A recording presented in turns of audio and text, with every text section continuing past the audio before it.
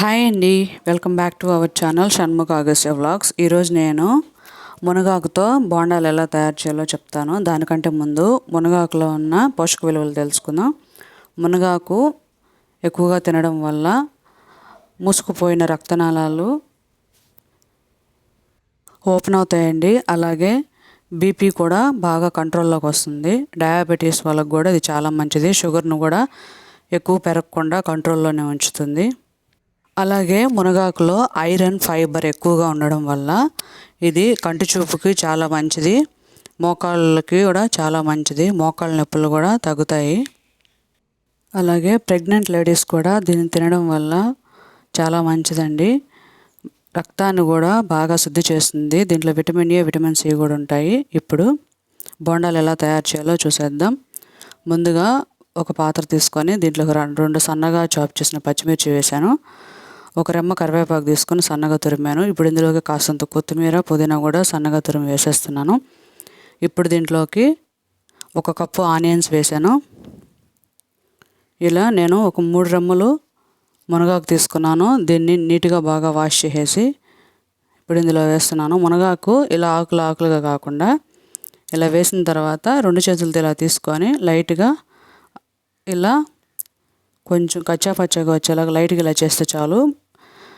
చాక్తో chop చేస్తే మరీ ఫైన్గా అయిపోతుంది కదా, ఫ్లేవర్ తెలియడం కోసం ఇలా చాప్ చేస్తే చాలు. ఇప్పుడు శనగపిండిని 3 కప్పులు తీసుకుంటున్నాను. ఇప్పుడు కొంచెం సాల్ట్ వేసుకొని ఒకసారి దీన్ని కలిపి ఇప్పుడు ఇదంతా బాగా కలిపేసిన తర్వాత ఉండలు లేకుండా బాగా ఇలా కలుపుకోవాలి. దీని తర్వాత దీంట్లోకి వాటర్ తీసుకుంటూ కలుపుకుందాం.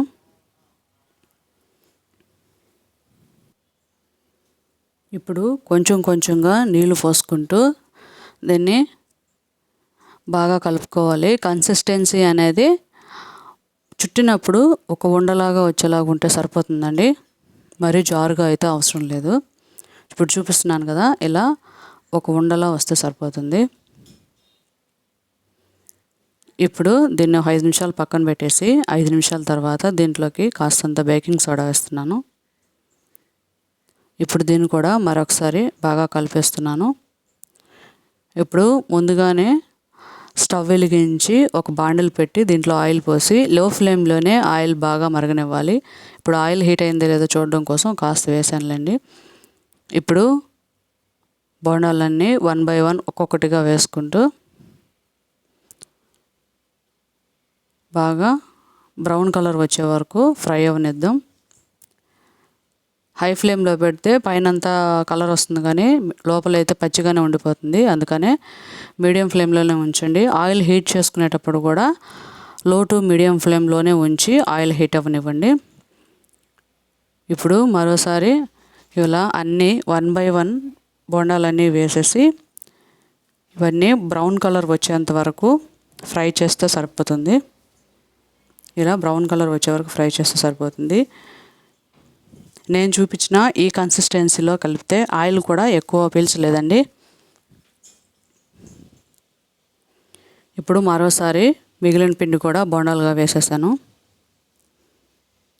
ఈ మునగాకుతో చేసిన బోండాలు అయితే ఆరోగ్యానికి చాలా మంచిది. కంపల్సరీ మీరు కూడా ఒకసారి ట్రై చేయండి. అలాగే ట్రై చేసి మీకు ఎలా వచ్చిందో కమెంట్ సెక్షన్లో కమెంట్ చేయండి. ఇంతేనండి, అన్నీ ఇలా బ్రౌన్ కలర్ వచ్చే వరకు ఫ్రై చేస్తే సరిపోతుంది. ఇప్పుడు అన్నీ తీసేసి ఇలా ఒక బౌల్లో వేసేస్తున్నాను. ఈ వీడియో మీకు నచ్చినట్లయితే ఒక లైక్ చేయండి, షేర్ చేయండి. మీరు ట్రై చేసి కమెంట్ చేయండి. అలాగే మన ఛానల్ని సబ్స్క్రైబ్ చేసి సపోర్ట్ చేయండి. Thank you.